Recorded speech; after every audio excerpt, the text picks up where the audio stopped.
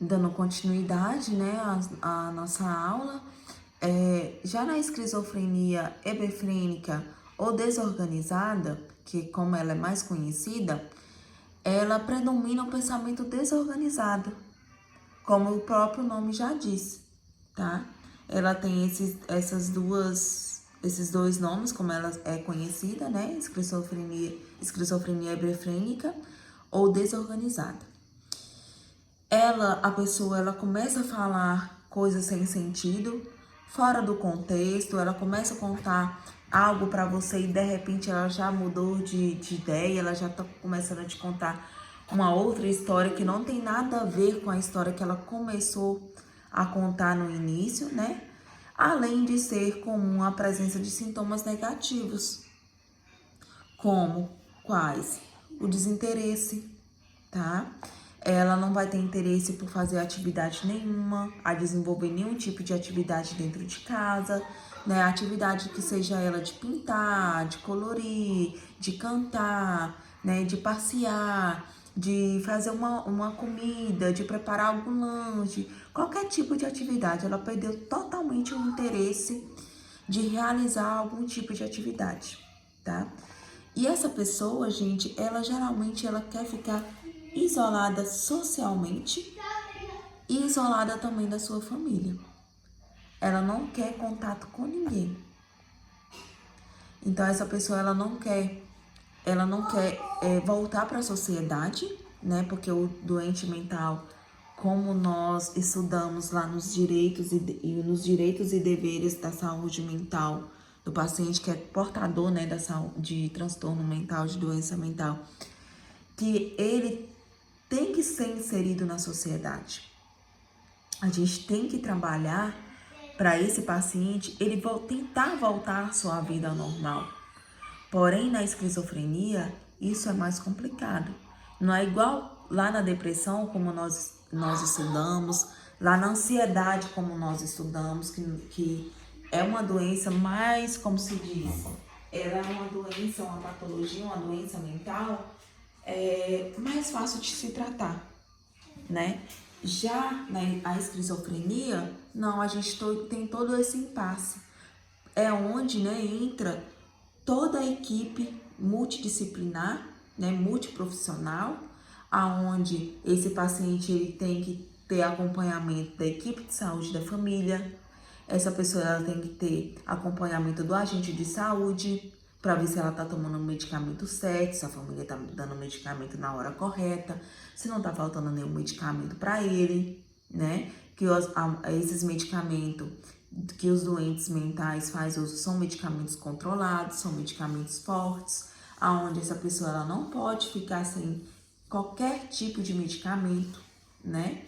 Aonde essa pessoa ela tem que fazer o tratamento, né? Ela tem que passar pelo psiquiatra, ela tem que ter o acompanhamento, né, desse profissional, ela tem que ser acompanhada pela assistente social, juntamente ela e toda a sua família, né? E por aí se vai, né? O paciente ele tem que ser acompanhado. A gente tem que saber como é que tá o quadro dessa doença no paciente. E por isso que toda a equipe ela tem que estar mobilizada, né? Ela tem que estar capacitada para poder intervir na família e no paciente também, tá? Acompanhamento com psicólogo, né? Como eu já citei em outras doenças também para vocês, que é de suma importância. E a esquizofrenia indiferenciada, como o próprio nome já diz, né? Surge quando há sintomas de esquizofrenia, que são aqueles sinais e sintomas lá que eu citei para vocês, né? Alucinação, alterações no comportamento, os delírios, o pensamento desorganizado, as alterações no movimento, alterações no afeto, né? Porém, a pessoa, né, esse paciente, ele não vai se encaixar nos tipos citados anteriormente. Ele não vai ser encaixado na esquizofrenia desorganizada, ele não vai ser encaixado na esquizofrenia catatônica e ele não vai se enquadrar também na esquizofrenia paranoide. Então, o paciente ele não se enquadrou nesses 3 tipos de esquizofrenia, ele vai ser enquadrado, né? Vai ser diagnosticado como uma esquizofrenia indiferenciada, tá? É quando a pessoa tem sintomas de esquizofrenia, tem todos aqueles sintomas lá, ou 1, ou 2, ou 3, né? Sintomas, porém ela ainda não conseguiu ser diagnosticada com os tipos anteriores citados, tá? Então, essa pessoa ela vai ser diagnosticada com esquizofrenia indiferenciada, certo? E a esquizofrenia residual, gente, ela é uma forma crônica das doenças, tá? Ela acontece, como o próprio nome já diz, residual, vem de resíduos, tá? Ela é uma forma crônica da doença. É quando a pessoa ela é diagnosticada com esquizofrenia e quando essa esquizofrenia ela ocorre no passado, tá? E aqueles sinais e sintomas lá, eles não estão ativos atualmente. Ou seja, pode ser que aquele paciente que foi diagnosticado com esquizofrenia, mas ele ainda está orientado no tempo e no espaço, ele fez todo o tratamento, ele está tomando os medicamentos corretamente, né? Ele pode ter uma vida normal, tá? Ele pode ter uma vida normal. Ele pode voltar a fazer as coisas que ele gostava, né? Ele pode voltar à sua rotina normal. Porém, esse paciente, nesse tipo de esquizofrenia, o paciente ele pode ter tido algum sinal e sintoma no passado e porém agora não está ativo. Essa pessoa ela não está sentindo nenhum tipo daqueles sinais e sintomas que eu falei anteriormente. Entretanto, ainda persistem sintomas negativos, como a lentidão, a lentificação, né, da fala, o isolamento social. Essa pessoa ainda, às vezes, ela quer ficar isolada socialmente, né? Ela não quer ter contato com ninguém, né, da rua, ela não quer sair, né? Ela não quer ir a uma festa, ela não quer ir a alguma coisa que seja social, aí o supermercado, em uma loja, enfim, ela prefere ficar isolada, tá? A falta também de iniciativa ou afeição, ou seja, a pessoa, se você não chama ela para poder fazer alguma atividade, né, alguma coisa, ela também não tem iniciativa de fazer, se você não chamar, tá? Expressão facial diminuída, essa pessoa ela sempre vai estar cabisbaixa, tá? Uma hora ela pode estar alegre, outra hora ela pode estar com essa expressão facial diminuída, ou a falta também do autocuidado. Ou seja, essa pessoa ela já não tem vontade mais de se arrumar, né? De vestir uma roupa limpa, de tomar banho, né? Ela ter esse autocuidado. O autocuidado é a pessoa cuidar de si própria, tá? Cortar as unhas, pintar as unhas, passar um batom, passar uma maquiagem, enfim. Ela não tem vontade nenhuma de se cuidar.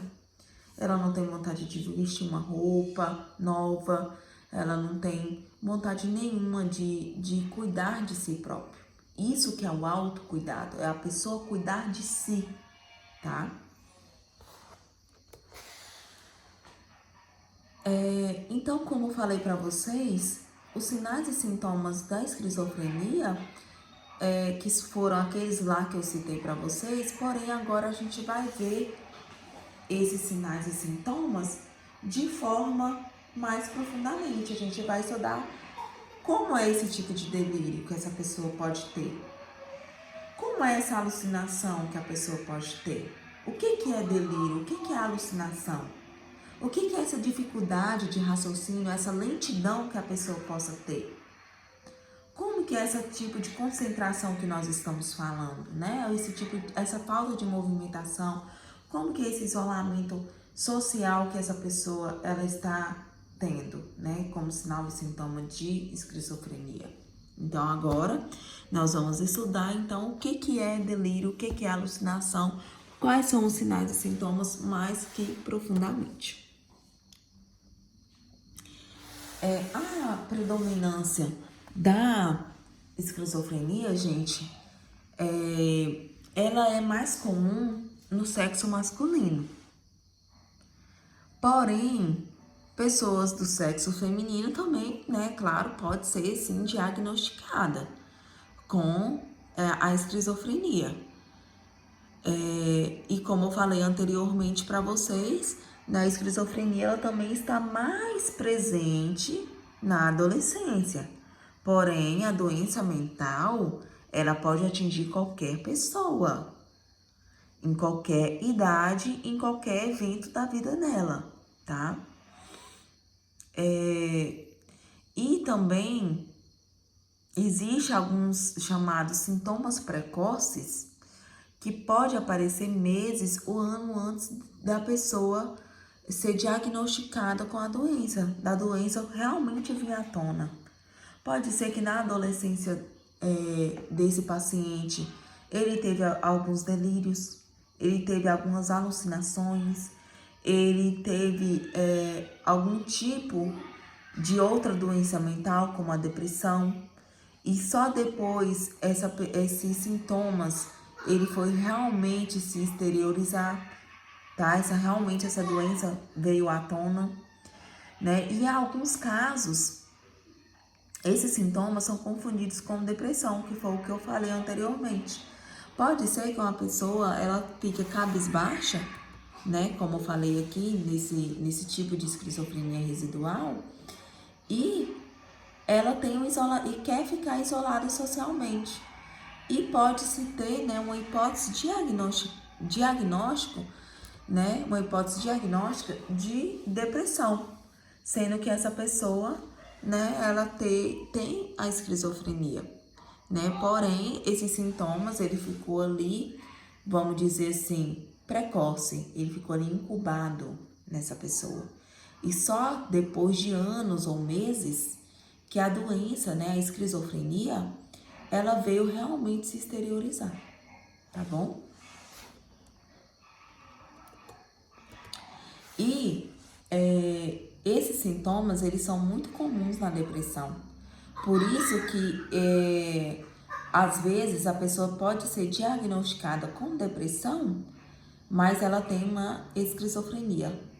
Por isso que nós temos que saber quais são os realmente, né, e entender quais são os sinais e sintomas da esquizofrenia para poder ajudar na equipe ali de saúde, né, a equipe do PSF, a equipe multiprofissional a chegar no diagnóstico de saúde mental, né, que vai ser feito ali pelo médico psiquiatra. A esquizofrenia, gente, ela afeta cerca de 1% da população, em geral, tá? E apesar de não ter cura, né, a esquizofrenia, ela não tem cura, a doença mental, ela não tem cura, ela tem tratamento, né, que é diferente, né? Essa pessoa, ela pode ter o tratamento e voltar à sua vida normal, porém, ela vai ter sempre que ter um acompanhamento, né? Para essa pessoa, né, ela sempre ser acompanhada pela equipe de saúde, tá? Então, como eu falei, apesar de não ter cura, a esquizofrenia, ela pode ser bem controlada com medicamentos antipsicóticos orientados pelo médico psiquiatra, além de outras terapias, que é onde vai entrar, né, a equipe multiprofissional, com psicoterapia, com terapia ocupacional, né, como forma de ajudar o paciente a se reabilitar, né, para voltar à sua vida normal, né, e reiterar a família e a sociedade.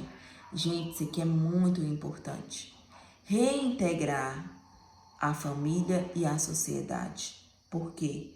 Porque o doente mental, ele tem direito de voltar para a sociedade. A gente tem que trabalhar com esse paciente para ele voltar para a sociedade, para ele ficar junto com sua família e não em centros de reabilitação, tá?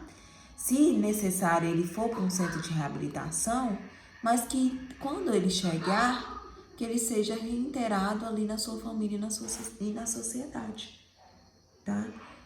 E não, né, em casas terapêuticas, né? Que, como eu falei para vocês, né, hoje em dia a gente trabalha para o doente mental ele ser reinserido na sociedade e não ser excluído da sociedade. Então, como eu falei para vocês, existem diversos tipos de sintomas que pode estar presente na pessoa com esquizofrenia, né? Que pode variar de pessoa para pessoa, né? Pode ser que um paciente ele tenha só delírio, que ele tenha só alucinação, que ele tenha delírio e alucinação.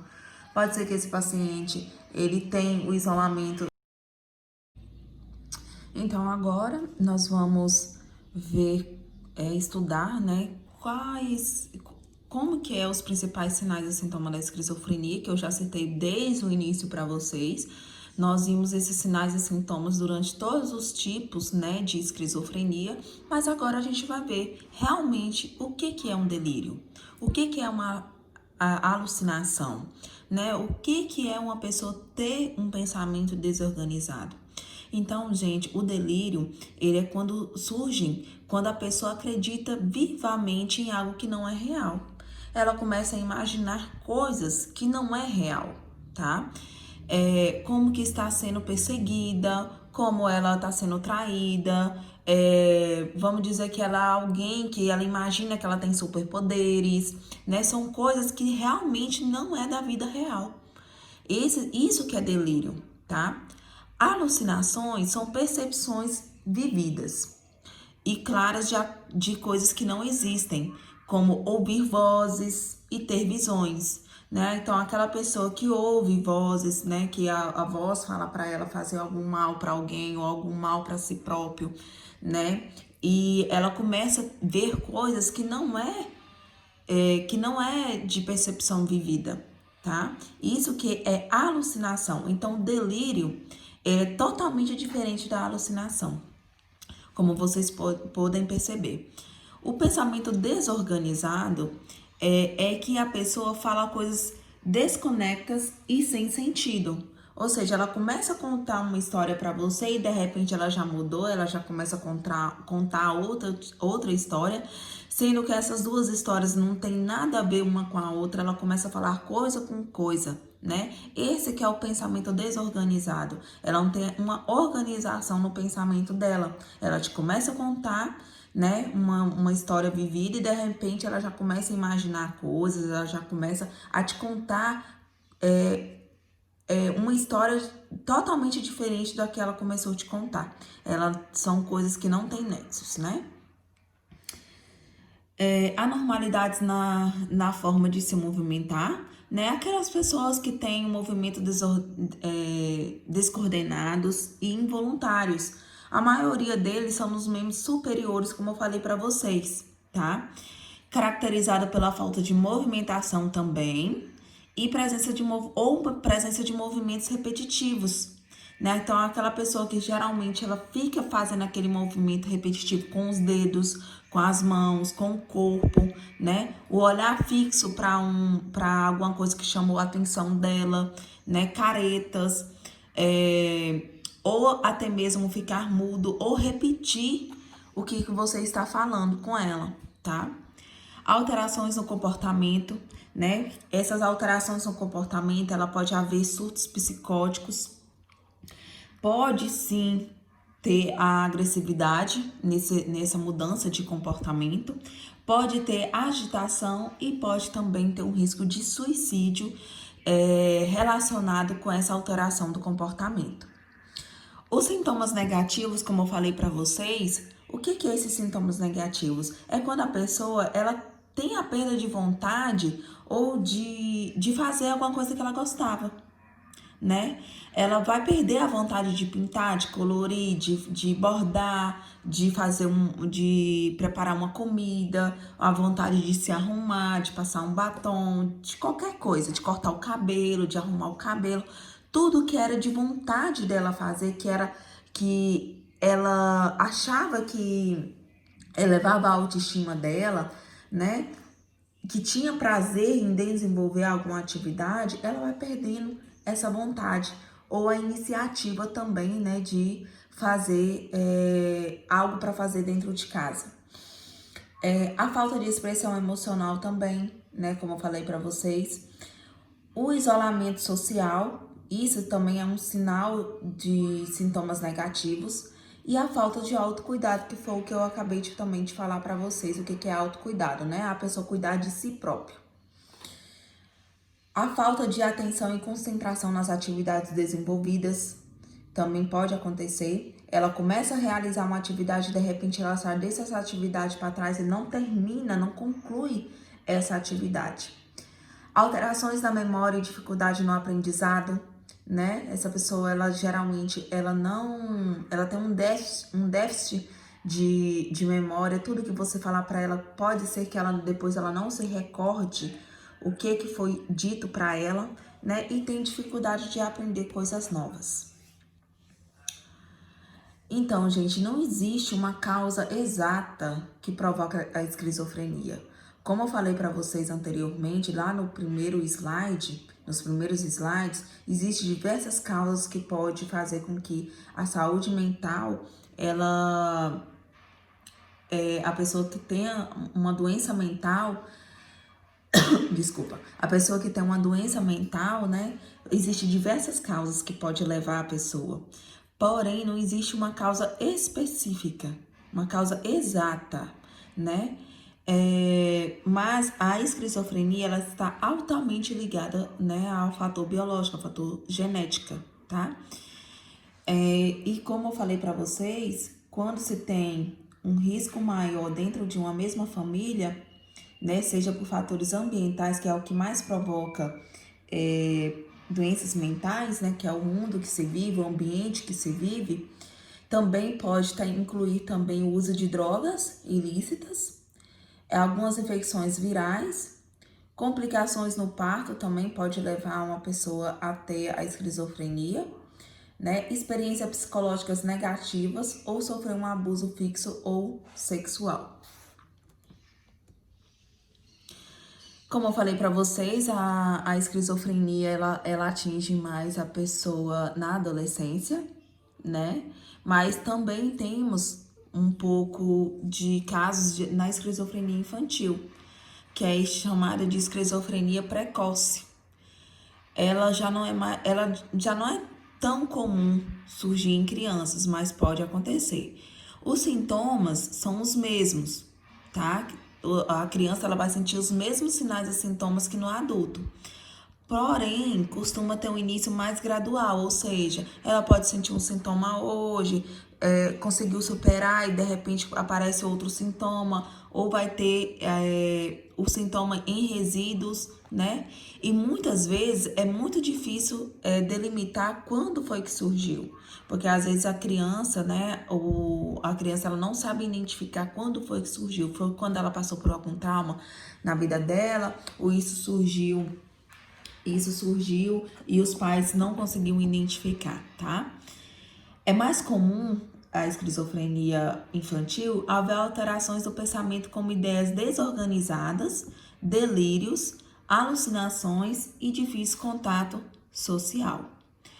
Então, como que é feito o tratamento para uma pessoa que é diagnosticada, né, para um paciente que é diagnosticado com a esquizofrenia? Acompanhamento como médico psiquiatra, né? Acompanhamento com toda a equipe ali de saúde da família, né? Com a equipe multiprofissional, assistente social para dar apoio para essa família, né? O agente comunitário de saúde, a enfermeira, o técnico de enfermagem, todo mundo ali, né? O psicólogo está voltado para aquele caso para poder contribuir para uma melhor reabilitação e reintegração do paciente ao convívio social, né? Que é o que nós sempre falamos isso desde sala de aula, que o paciente que ele é diagnosticado com uma doença mental, ele tem que voltar para o convívio social. Ele não pode ficar ele não pode ficar isolado. Nós vamos trabalhar, né? A equipe ali vai trabalhar para ele ser reinserido no convívio social com a sua família, no convívio social com a sociedade, né?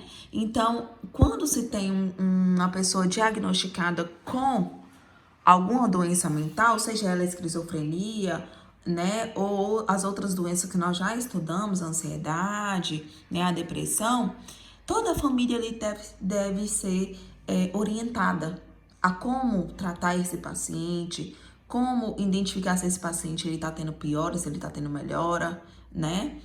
E isso faz com que toda a equipe ali de apoio social, que são esses profissionais que eu acabei de citar para vocês, que eles, né, têm que trabalhar em conjunto para que essa pessoa ela tenha uma melhor eficácia no tratamento dela. Então, se o paciente que for diagnosticado com esquizofrenia estiver em tratamento adequado, né, está tendo acompanhamento, e esse paciente ele está em uso dos medicamentos, né? Os medicamentos dele estão todos sob controle, né? Está tendo as intervenções psicossociais, né? Que seria o que? O atendimento com a psicóloga, né? A terapia com esse paciente, né? As chances de um surto, de uma recaída, são muito baixas. Então, se esse paciente ele estiver com o tratamento adequado, a chance dele ter uma recaída é muito difícil, é muito baixo, tá? Embora ainda possa acontecer. Pode acontecer dessa pessoa ela ter um novo trauma na vida dela? Pode acontecer. E os sinais e sintomas piorar? Pode sim, né? Mas nós, né, como profissionais da saúde, nós vamos trabalhar com esse paciente para ele poder, né, voltar à sua vida normal. Um dos problemas que nós mais enfrentamos na esquizofrenia é que o paciente, ele resiste muito ao tratamento.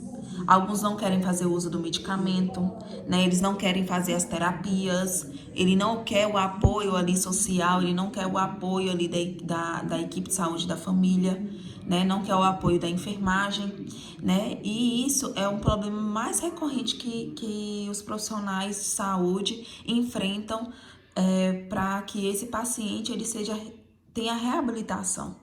É a questão da resistência mesmo ao tratamento. É onde a enfermagem nem vai intervir, né, para poder explicar para esse paciente, explicar para a família que esse paciente ele tem a necessidade de passar por essas terapias, que o uso do medicamento que ele estiver tomando, que o médico psiquiatra passou para ele, é de suma importância, que ele não pode, né, quebrar esse elo que a gente está tendo, né, de tomar o medicamento na hora correta, na dose correta, enfim, né, e trabalhar com toda a família ali também.